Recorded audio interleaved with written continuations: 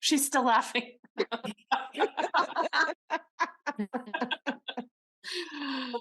That's so funny.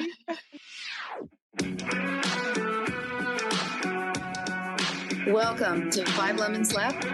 We're the real stuff, the lemons making lemonade.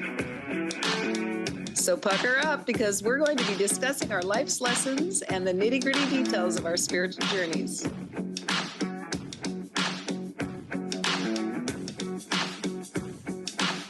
Hey y'all, I'm Amanda. And I'm Drusilla. I'm Melissa. Hello, this is Morgan. And I'm Penny. Welcome to our podcast today.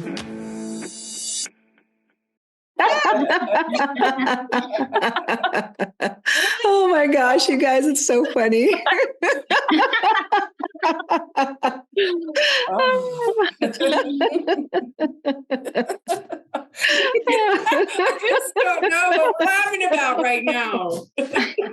Oh, it's us. We're just laughers. It's nervous laughter. Right? Oh, welcome everybody.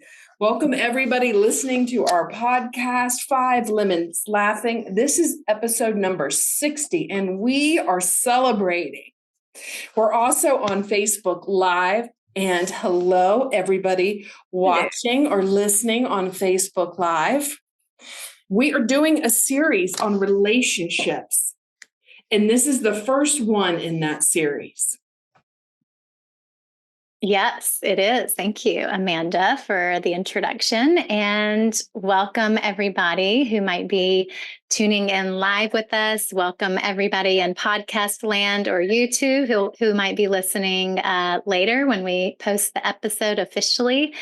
So we were talking just before we started recording here about the purpose of relationships. Most of us, I would venture to say, most of us are looking for the one, if we haven't already partnered up, paired off, entered into some sort of committed long-term relationship. Most of us are looking for the one. And a lot of times we are looking for this other person who is going to fulfill something in us or for us or complete us in some way. And as we have been on this spiritual path, we have come to learn that in truth, we already are whole, perfect, and complete. There is no one outside of us who is going to complete us. So today we just thought we would look at relationships from that perspective of kind of like maybe a before and after, like what was the purpose of relationships before coming to this realization? And now what is the new purpose of relationships now with this new clarity and sense of self wholeness, completeness? How does that shift the focus and purpose of a relationship? So yeah, does anybody have anything to add to that or share about that? Sure. Melissa, you go. We're all like, yeah, let's do it. What I was going to say is when I first got into a relationship with my husband, it was just, I don't think there was a purpose in my head. Like I just went for it and I pursued him, and, it wasn't purposeful really. Then we had kids and there was a purpose there. But then now I think it's a great question, because now I've been in a really long marriage and I get to choose a purpose in my relationship with my husband. And that's so different. And I really don't know what the answer is or what that purpose is, but I do know that he is one of my biggest teachers. Mm. And can you say more about what you mean by that? Yeah, he just reflects a lot of my behavior back to me, and it gives me an opportunity to grow. And the other thing is, like, I just have so much trust and faith in him that it is nice to go through life with a partner. It just is. It That's is. beautiful. Yeah. So, Melissa, so if you're thinking back to then and you didn't have a purpose, did you feel though that he would complete you? Oh, sure. That whole thing. Okay. And Yeah. has that, It probably was the purpose of like filling my cup or like, Mhm. yes, the you complete me line probably. Mhm. But like not as thoughtful as I would be thinking today of a purpose, Mhm. It was Yeah. just very instinctual. Yeah. I think I certainly was thinking, um, making me whole, making me feel like I'm complete. And I know this is probably a cringe word for us now that we're on this spiritual journey, but the word worthiness comes up for me. That feeling worthy to be married, to be, having someone to choose me, right, Right. as a life partner comes Mm. to mind when I think about why I chose to be married, Right. even, Yeah. without saying who that person is. Why be married? For me, I think it's feeling worthy of someone choosing me. Yes. I think that's good. That resonates for me too, Drusilla. I remember just being such a hopeless romantic ever since I was like a toddler, essentially, and thinking that like there's just one person out there for me, one person out there for me. And that's going to be the person who, like, when I find that person one day, they're really going to get me. They're going to get me like nobody else gets me. They're going to see me. It's like seeking validation instead of just giving ourselves our own validation, really, is what it boils Yeah. down to. Of course, I didn't see it that way at the time, but yes. Yeah, for me, I think that I was looking for that knight in shining armor to swoop in on their big white steed and swoop me away. It sounds kind of funny, but that's kind of what I was doing. I think that's really, yeah, that's what I was looking for a long time because I wanted to escape from where I was, I guess. I didn't think it was like you guys are talking about worthiness. I didn't think it was good enough where I was. So I wanted that knight to take me away to the castle and live happily ever after. Yeah. Yeah. Penny, that's a familiar sentiment, right? Or, being saved, needing to be saved. Mm-hmm. Yeah, when I married, and not that I would have put this in the words when I was getting, in the process of meeting Mike and marrying him, I wasn't thinking like this, like it's in Right. retrospect, I can see that I married for safety and comfort and lust, right? Love, lust, like, that type of validation of being a sexual being and it not being bad, right? You needed to be married to do, so it was like I was following the rules. And I mean, I've been married 25 years and that it has shifted a lot over that time. And I would love to tell you a really funny story if that's okay with everybody. Yeah. Go for it. We love the funny stories. Chuckle. Okay. So Mike and I we're undergoing a huge project. We're talking, big equipment, structures, redirecting, water flow, all kinds of stuff. And I was like, Mike, I want to share my grand plan with you. And he was like, okay, which made me pause. So we go outside and I'm telling him all my grand plans. And I'm like, what do you think? And he says, okay. And it really messed with me. I mean, it messed with my mind. It did. And not because I wanted to fight, which is sometimes I do, right? And I poke the bear, but I wanted him to say, well, what about this? Or what about this? Or I don't think this is going to work. And as I sat with it, it's because I don't want to take responsibility for getting it wrong, right? If he were to chime in, then I could shift the blame, right? And I think that's part of it too. Like the relationship in the beginning, and again, I wouldn't name it as why I got married. But like if it goes wrong, then it's his fault, right? If something happens in our life, it's his fault. And I really had to wrestle with that because I wanted to talk to him about it, and he's agreed, and I had shut my mouth, right? I made a commitment to myself to not argue, to like really, it's not I'm watching what I'm saying, but I want to speak from a place of unconditional love at all times, clear communication. So it was super funny because I was like, well, and the rest of the day, like I just was like walking around with a zombie because like I'm trying to have this argument in my head and it's going nowhere. And for me, that's the evolution of codependency. We didn't talk about what that means, but it's the evolution of codependency to showing up authentically as myself, like being comfortable enough to share my opinion and then being the responsible party.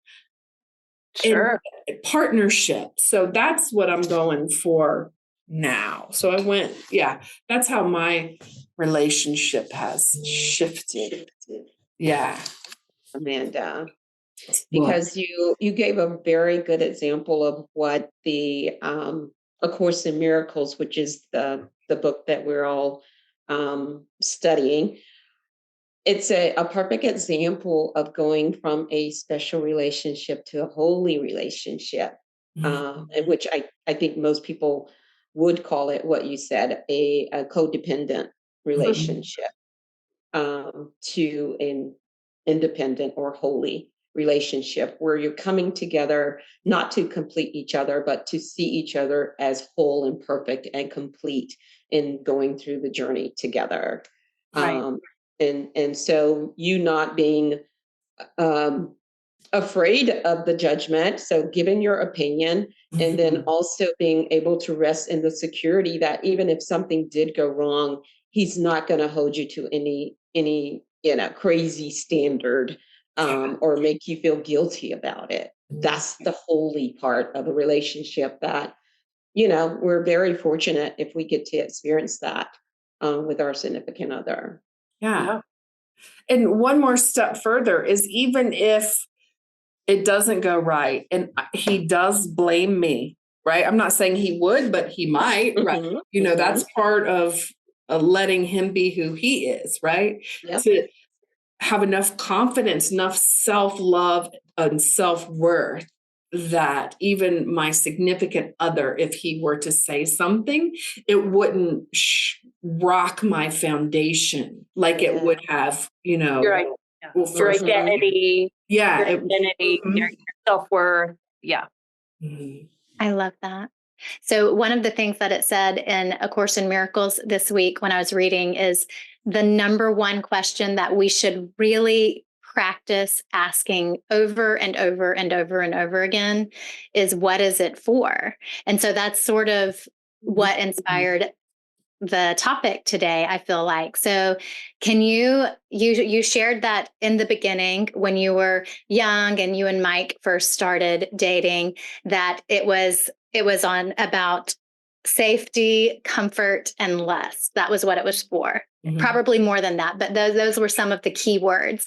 If you had to summarize what you just shared in a succinct couple of sentences, what would you say the new holy relationship, what is it for? How would you quantify that now? No pressure. What is your You're the one relationship with asking all the Mike questions, for? right? Yeah. You're Okay. the one with the question. I know. I'm on the other end. Thank you very much. Okay. So what is it for? I would say our relationship now is for the purpose of allowing authenticity, allowing myself to show up as I am and being comfortable with who I am in every aspect of this relationship. And knowing that for my husband as well, knowing that for Mike. And not only that, to support that, right? I'm a queen. He's a king. Like, what is it? How can we best support each other in fulfilling our life's purpose? So that's it. Yeah. I love it. That's it. And someone said a mirror too, right? So Mike and I are doing some relationship stuff with Allison Armstrong. And so Mike said some things to brought up some of my behaviors that haven't been the most productive in the past. So for example, when I'm getting ready for someone to come over, in the past I would mop, and I would be staring at him. So today he was, someone was coming over for an appointment and I filled the mop bucket up and he just automatically took it and started mopping. And I'm like, thank you so much. And then he was like, yeah, because in the past I would be sitting there and you would be staring a hole in my head thinking you don't love me because you're not mopping, and he totally hit it, really said what was happening, and it wasn't all pleasant. And just not arguing, or it's not arguing, it's really coming from a loving place. I'm learning to give him space to be who he is, being confident enough that I needed to shut my mouth so he could express what was going on in him without trying to change him. And at the end of that, after all of the ways that I did that, I simply said, I'm sorry, you're right. In the past, I would do that. And I'm really grateful now that I can see that I was doing that and I'm moving off of that pattern. And what's really interesting is I really have moved off that pattern, and he grabbed the mop without me asking, right? Mm-hmm. And it's not about, it's not that I'm not going to ask for him to mop, but just the awareness of the shifts like that. Mm-hmm. That's a miracle. That is a miracle. Mm-hmm. Yeah. You were a vibrational match for him to help you. Yeah. Mm-hmm. Yeah. And I'm ready to start asking the questions again, people. I had one more. Okay. Uh-huh. So my question is, do you feel that the growth in your relationship was just a byproduct of your own spiritual growth, or did you intentionally invite the Holy Spirit into your relationship and surrender it so that, did you put the focus on the relationship specifically? Oh my goodness. So I did. It was about 8 years ago, right when Mike and I decided to change our stars, is when I really started digging deep into spirituality and really wanting to let go of all that it was not my divine essence. And the holy relationship, was part of that. And I didn't know what I was asking, right? I did not know that that's what I was asking. And so here it is. Yeah, 9-ish years later, and it's starting to manifest in a way that I didn't even know that's what I was asking for. It took a long time for it to manifest. But I set the intention. It was 9 years ago. Yeah. And I know I've said this before, but sometimes a spirituality that game is a little bait and switch, right? Mhm. You're like, ooh, kumbaya, I love you, unicorns, rainbows. And then like you double down on the intention and then all your stuff starts coming up. And I know I've said it before, but if, for people that are on that spiritual path and it looks like everything is falling apart, it's sometimes that happens. Yeah. Yeah. Yes. Yep. Did I Just answer like your trying to clear up a breakout, it gets worse before it gets better. You know Yes, what you Chuck definitely Yeager can. said as he was breaking through the sound barrier? He's the pilot that broke through the sound barrier. He said the cockpit shakes the worst right before you break through the sound barrier. And so I like to use that as a breakthrough metaphor. Like right before you break through, it might feel really crappy and hard and heavy. And then you break through and it goes, Yeah. Yeah. Beautiful Yeah. imagery. I love that.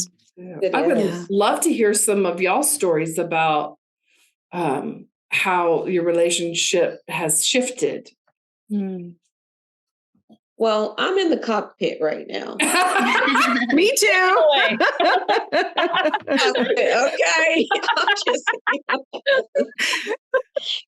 and if this shaking doesn't ease up soon, I'm afraid some stuff might shake loose.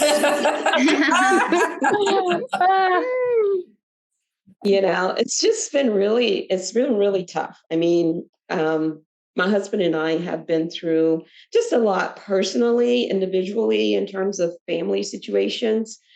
And though I felt like we had a really strong year, not last year, 2023 was really tough, but 2022, I thought we were, rebuilding a foundation, kind of probably doing a lot of the things that you've done, Amanda, to build.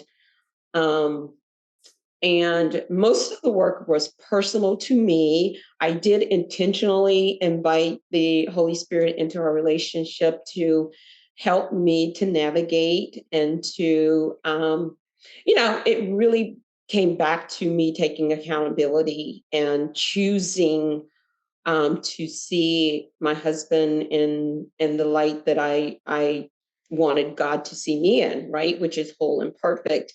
And I did work really diligent at that, and I did feel like I saw results from that. But as you stated, there's a ebb and flow, and right now it just feels really, really difficult to navigate. You know, and a lot of it probably has to do with a change in, I changed careers. Financially things have shifted because I don't have a regular 9 to 5 or a steady income anymore. So we've had to adjust to that. And so there's a lot. And I am, um, feeling a lot of the codependency stuff coming up, even the unworthiness, you know. So some of the things that I talked about in the beginning of the purpose, it's so funny that I heard on a podcast yesterday, that very thing that you just mentioned, Morgan, about purpose. Going into the marriage, of course, I didn't have, or we didn't have a defined purpose. But what that person was saying was that even now, if you can solidify what that purpose is, every time there's a disagreement that seems really big and heavy, if you can always put the purpose above that, then you're always able to get through the conflict, because you realize that it doesn't mean anything, right? It doesn't. And so, yeah, so that just resonated with me so much. But yeah, it's really challenging right now, I will have to say. What is the purpose that you chose, that you're putting? Well, we haven't yet. We haven't. Yeah. So it's probably going to be a lot of redefining. Hopefully it's something that we can, or a few things that we can agree on what that is. And if not, then that's a whole nother thing that you have to take in consideration. That's different than when you do go into a marriage without that purpose, right? You're kind of going into it, two people going into it for selfish reasons that may not really even align or make sense anymore. So, yeah. So, and from a spiritual standpoint, it becomes that I just have to focus on myself and self-love, which is why I feel like a part of the reason that a lot of this is coming up, of course, is I have to honor myself. I committed to that this year. And so I think a lot of things are coming up for me to see and to heal about Yes. myself. That's great. That's beautiful, Drusilla, that you're that able to self-reflect and yeah, that's really beautiful. And I think too, Drusilla, I hear that you are really accepting about exactly where you are. Like you're not really trying to fix it. You're not trying to fix him so it works. You're not, I hear you just being, this is where we are. We're in the ebb and flow. We're in a difficult spot right now. And without like making a big drama or we gotta connect now, like all that Yes. intensity. Oh, gosh, I'm so glad you said that because that's so what it has felt like in the past, and it feels like the world is crumbling around you. And yeah, without the spiritual growth that I've gone through in the last, 5-7 years, I would certainly at this point be at the point of a breakdown, probably, to be honest, Sure. but I don't feel the weight of that. I see clearly that there's a path. I don't know what what the end is going to be. But I know that I'm able to get up every day and love myself and work on continuing to love myself and trust that whatever the purpose is for my life, it will be served. Yeah. That's it. I love it. That's some next level trust stuff, Drusilla, right? That is you got to develop that trust muscle. Yeah. Yes. Yeah. Knowing you're on the path, but not knowing what it is. Yeah. Go Drusilla. Go Drusilla. Yay. You're an inspiration, Drusilla. Yeah. I can use the inspiration. Yeah. Go Drusilla. For your cheerleaders. Woo! Yeah. And yes, and it does help. Oh my gosh, I know you all know we've all been through a lot. It does help to know that you have people that you can talk about it to. They're not judging, they're just here to support, to hold space for you, to love you through it all. So yes, I appreciate this forum.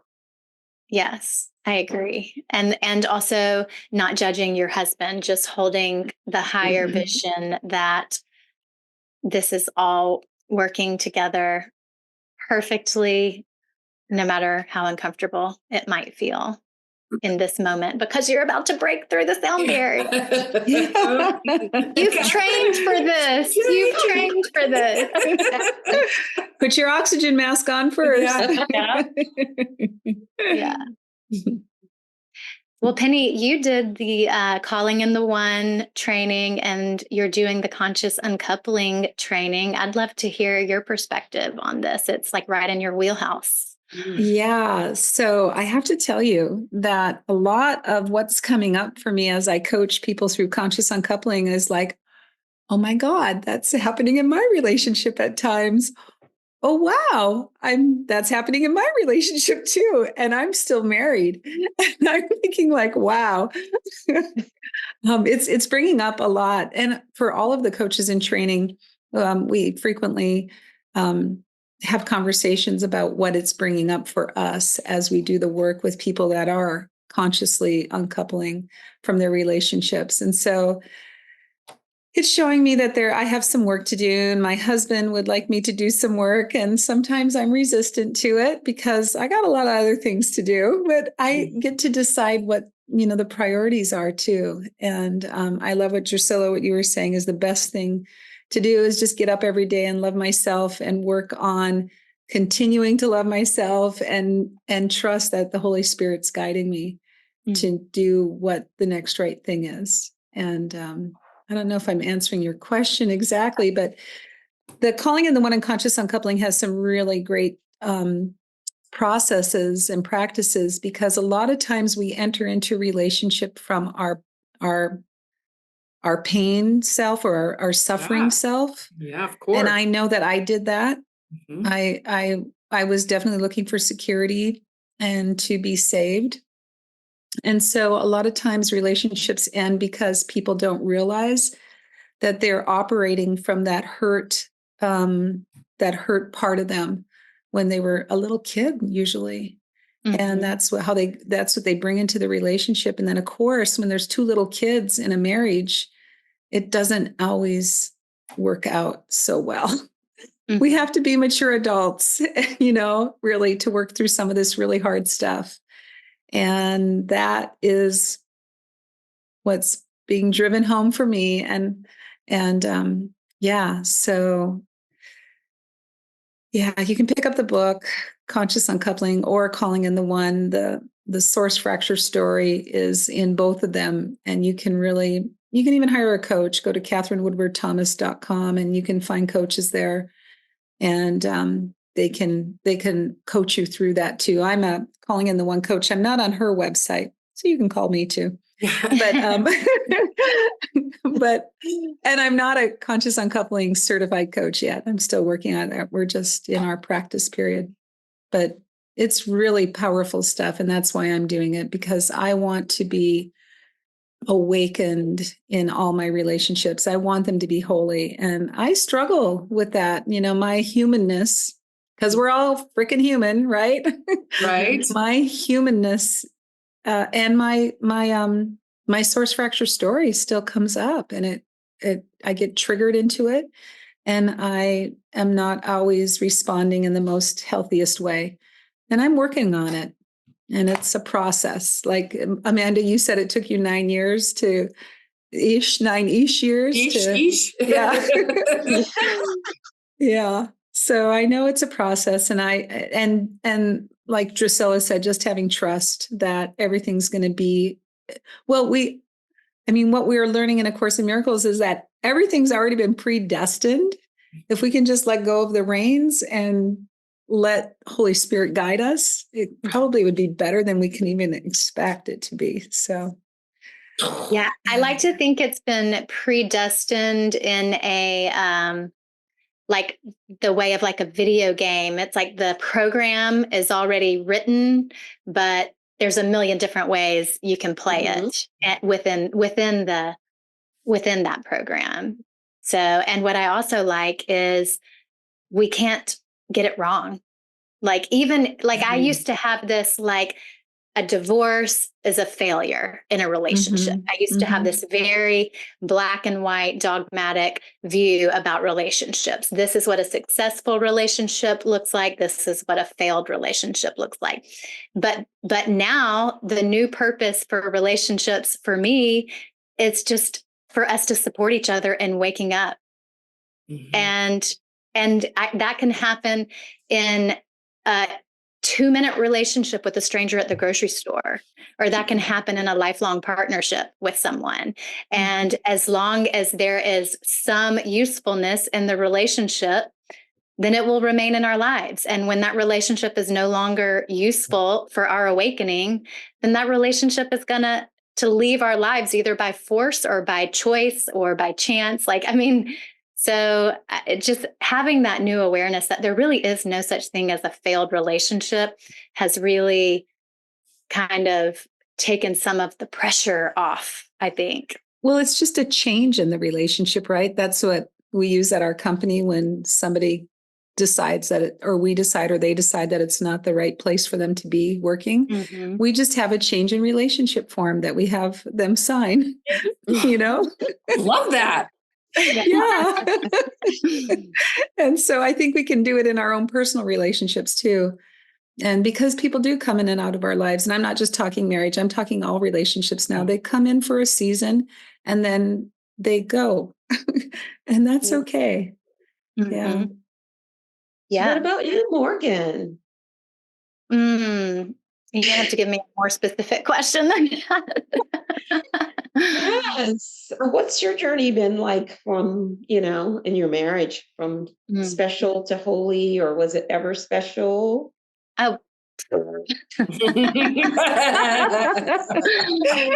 yes, absolutely. I like to think that, of course, calls it a special relationship. That took a long time for that concept to really mean anything to me, because we're told we're special from the time we're out of the womb. Like, what is wrong with specialness? So instead of special relationship, I think codependent. To me, it's kind of similar. You mentioned codependency earlier, Drusilla. So yes, my husband and I definitely have engaged in a codependent relationship, and we have done a lot of healing around that. And what's beautiful about this spiritual work is when any one person in a relationship makes that commitment and that choice that they're no longer interested in that type of a relationship, and they're only interested in this higher form of a relationship, which of course in Miracles calls a holy relationship, but we don't have to use that language. But that's all it takes. It only takes one person's willingness to allow the entire relationship to shift. And I'm by no means taking credit for the relationship healing that John Mark and I have had, but it is also very much a relief for someone who's on this spiritual path and in a committed relationship to know that you can be the one to make that commitment to allow your relationship to serve a higher purpose, and it will ripple out and shift the relationship. So that is a long-winded answer to your question. Let's see, how has it shifted? We're less codependent than we used to be. I mean, So what does that look like, Morgan? Like, what have you done to be less? Maybe some of our listeners are in codependent relationships and they are going like, how did you do that? And I mean, we don't always want to be in the how, but sometimes it's nice to know how people have done things. Well, what immediately comes to mind is exactly what Drusilla said. I brought the focus back to me, and how was my vibration creating such a stressful relationship. Like, I could not be having that experience if I wasn't a vibrational match for it. So what within me was asking to come up for healing? What within me was not feeling worthy of a really healthy, harmonious, vibrant relationship, supportive relationship. So it was just turning that focus inward and doing my own healing work and allowing that to inform the relationship and shift the relationship. So it was about letting go of blame and resentment of somebody out there, and doing that, taking inward responsibility. And this has been an ongoing process for many, many years. So there were a million different tools that I tried and practices that I employed, and a lot of them were helpful, and I can't even begin to think of them all right now in this moment. So as you were talking, Morgan, we got us some love on Facebook in our Facebook Live. So that's pretty cool. Yeah. Awesome. Hi. Sending love right back out. So Morgan, you were talking about vibration. In case someone that has never really, this is one of their first sojourns into any type of spirituality, what do you mean by you want to raise your vibration? So funny. I was just looking at this earlier today, actually. So David Hawkins is a scientist who also happens to be, or he's no longer living, but he's a scientist who also happened to be a Course in Miracles student. And he was able, everything in the known universe has a vibration. And he developed a system where he could measure the vibration of different things, tangible and intangible. And he measured the vibration of emotions, and they span a scale from the lowest being like humiliation and shame at only 20 hertz vibration to the highest being enlightenment, which is 700 hertz plus to infinity. And so any time we're vibrating below 200, these are what we commonly refer to as negative emotions. And these are emotions and vibrations that literally suck the life out of, or not literally because our life is eternal, but they are life depleting in a physical sense, like our body. That's when disease starts to show up in our body. And anything at 200 or above is life enhancing, affirming. So What to go, go ahead. So like the sucking ones. Shame, guilt, envy, pride, what else? Anger. Yeah. Yeah. Those are the big ones. Yeah. And courage is the tipping point. Courage is, I love that. Courage is the tipping point. And what are the other ones? Love, Truth, joy. Harmony, I think. Yeah. Yes. Feelings of, not to go into big detail, but just so, I could hear someone asking that question. What does she mean by vibration? Yeah. And we do have a previous episode about it too. Oh, yeah. You can look back in our episode history and we go into detail. Good point, Penny. I always loved that whole good vibes only and all these different these different language, this different terminology coming up out of the hippies and the 60s. But I didn't ever know that it really actually had a foundation in like something that was measurable. Like I just thought it was a cool sentiment, but it actually is a measurable thing.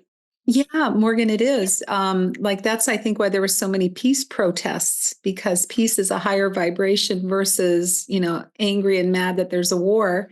That's why they had all the peace marches, those hippies. Yeah. Yeah. And even today, there's still peace protests out there too. So.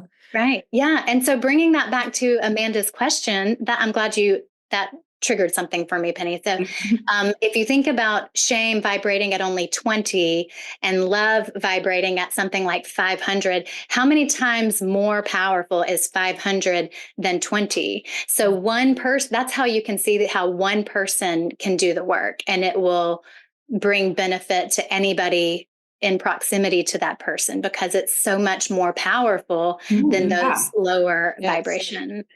Yep. I love that. I haven't thought about it like that. Not me either. It's just more powerful. It's like more output. Yeah. Hey, you guys, Well, this was moving on, so you can go ahead and say what you wanted to say. I say we are almost at the end. This time has flown by. So I was going to say final thoughts. So you get the final word, Drusilla. I wanted to say hi, shout out to Shannon Harris, who is my son's fiance. She's online. And Monica Henderson. Oh, hi. This is a different Monica Henderson. Okay. Well, we'll still say hi to you. One Monica Henderson, so all Monica Hendersons must be. But so my thoughts were, I know you mentioned, Melissa, about the mirroring that happens in a relationship. Does anyone want to address that? Because I know that happens a lot, and it's a kind of a difficult concept to understand. How mirroring happens in a relationship. Penny, you look like you might want to answer this. No, I think Melissa should. I do. I think Melissa should too. Hey, well, I'm thinking it has everything to do with what Morgan was saying. You bring a shitty attitude, you get a shitty attitude mirrored. It just that. And I think in a healthier type of relationship, someone can help you see how you can raise your vibration by mirroring love to you and acceptance and non-judgment to you, even when you're in that place. And I was thinking, I feel like my younger relationship with my husband was all about reaction. Ooh, with each other, mirroring, Mhm. vibration, bringing our shit in and bouncing it off the other person, and their shit bounces off us. And now I feel it's more that about sounds dirty. it is. Sorry. I feel like it's more like choice now. I feel like I choose every day to be with my husband. Like I can choose, choose something else. I'm old enough, wise enough, smart enough, powerful enough, all that kind of stuff. But I choose to be with him rather than like you all were saying, if that I would be codependent on him and I would tip over by myself. You So, needed him before, and yes. now you're choosing him. Yeah. Right. Beautiful. That's beautiful. And I want to say hi to Maureen.